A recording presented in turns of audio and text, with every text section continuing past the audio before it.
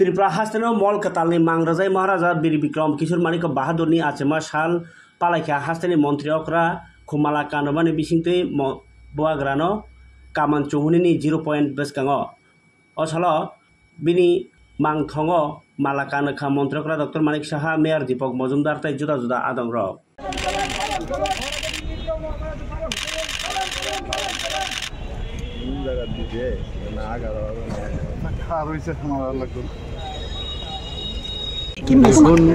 महाराजा बीर विक्रम किशोर माणिक्य बाहादुर একজন স্বপ্নদ্রষ্টা ব্যক্তি ছিলেন এবং ওনার যে চিন্তাভাবনা সেটা আজকের তারিখেও কিন্তু প্রাসঙ্গিক। ত্রিপুরাতে যেভাবে মানে আধুনিক ত্রিপুরা রূপকার হিসাবে ওনাকে বলা হতো, আমরা দেখছি এখনও বর্তমান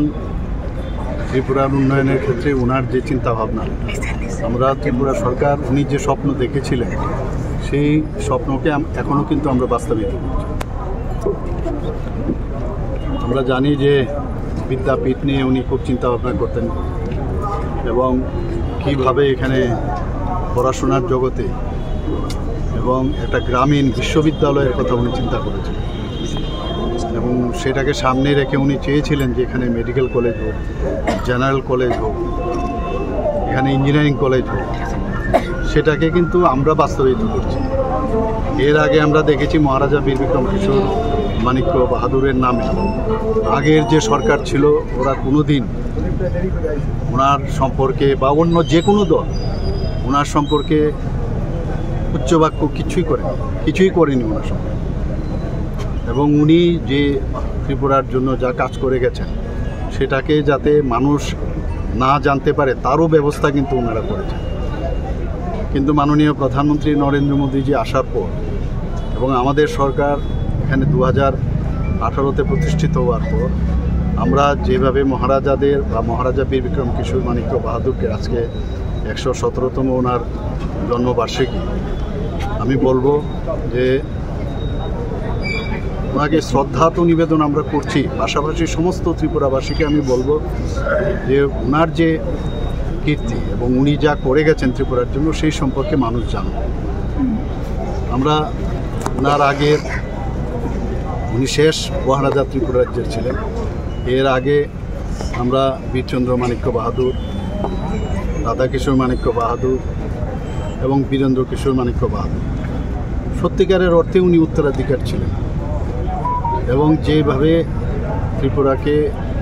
উনি সাজিয়ে তোলার চেষ্টা করেছেন। আমরা 1942 সনের কথা যদি বলি, ত্রিপুরাতে one of the oldest airport উনি সেটাকে স্থাপন করেছেন এবং দ্বিতীয় বিশ্বযুদ্ধ শুরু হওয়ার আগে উনি পৃথিবীর বিভিন্ন জায়গায় উনি গিয়েছেন এবং আজকে আমেরিকাই হোক এবং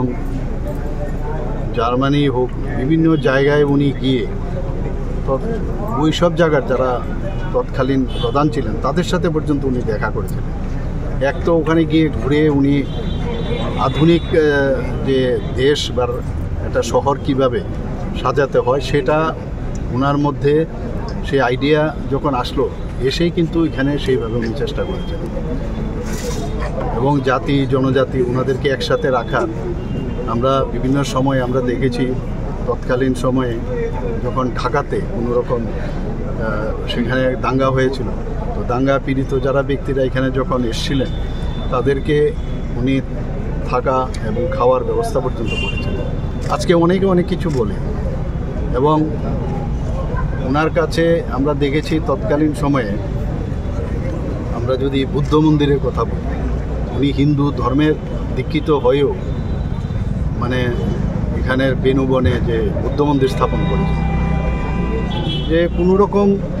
মানে যে পার্টিকুলার যে হিন্দু ধর্মকেই এখানে বেশি করে করতে হবে সেরকম না, সব ধর্মের প্রতি ওনার আস্থা ছিল। অনেক কিছু শেখার আছে ওনার। আজকে ওনার এই 117তম জন্মবার্ষিকী উপলক্ষে আমি সমস্ত ত্রিপুরাবাসীকে হার্দিক অভিনন্দন ও শুভেচ্ছা জানাচ্ছি।